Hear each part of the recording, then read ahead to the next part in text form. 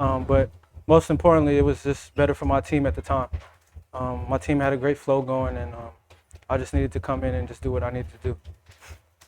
Coach, ang ganda ng numbers na kuha natin from my year this one scam. But, defensively, you forced 31 turnovers against Blackwater. Just talk about the balance that you showed on both ends of the floor. Well, that's all we talked about after our last game. As poorly as we shot against NLEX, our problem really was our defense. So, just like today, we scored 101 points against NLEX. If we kept them to this number, 98, we would have had a chance to win our last game as well. So, we really intentionally put a lot of emphasis and focused on our defense. All of our discussion in practice, in our film sessions was just all on defense, and specifically our ability to come out and go out and pressure teams. And that's good. That's good that we were able to force 31 turnovers. But I think Blackwater still shot a very good percentage from the floor, and I think we have to still continue working on our defense. There's still some defensive lapses, but I think we played better defense now than the last game.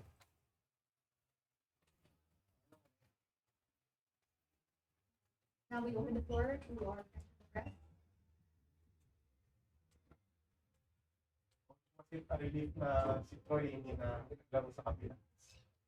Well, yes, of course. But if you take a look at our history, ang banban namin pag may kulang sa kalaban eh.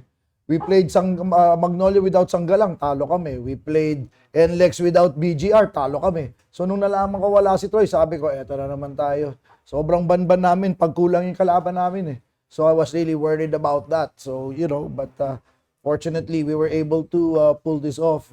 And in the end, we had a tough 2 games. We have a tough week, and now we got I think a week before our next break, before our next game. So now we can rest a little bit.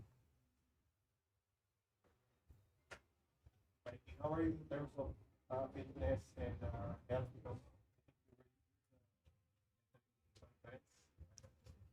I'm just taking it day by day. I feel like I'm getting back to where I need to be.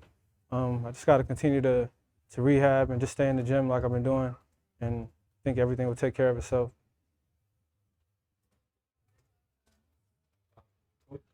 You mentioned the next game. Are you able to see yung games ni Coach Alvin, especially yung about parang medyo spotlight on him kasi kumbaga newcomer, tapos siyempre ikaw coach part of the old guard, kumbaga you're taking on a season, kumbaga from damage na. Talk about that matchup.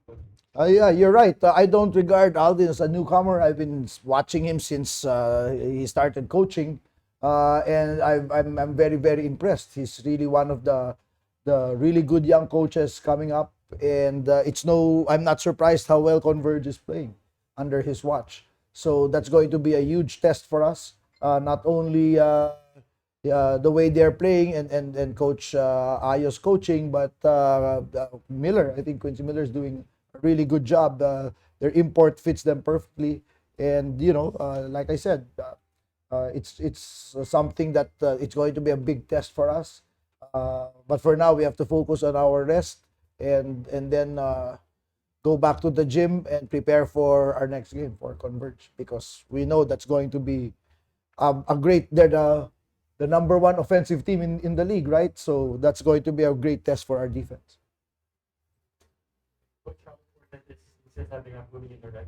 Knowing that you and Converge are the two of the teams that derive most of their offensive success.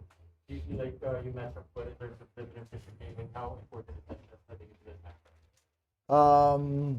Well, I'm a big believer in recovery as part of peak performance. You can't play at your best unless you have been able to recover well, and rest is a big part of that. So that's my answer to your first question. That's why it's very important and valuable that we get some really good rest.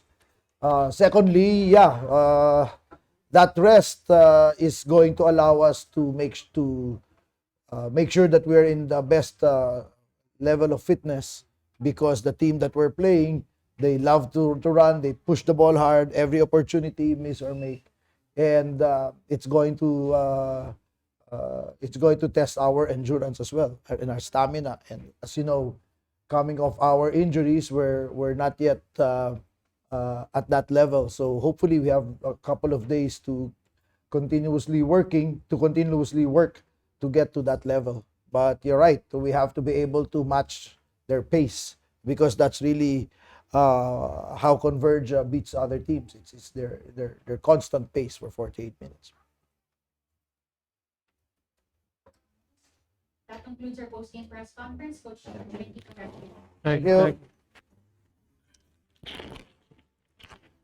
Ili at nagniningning parang pinagtagpong hilig. Bawat tupunan, merong hamunan. Laban kong laban sa bayanan, isang bansa.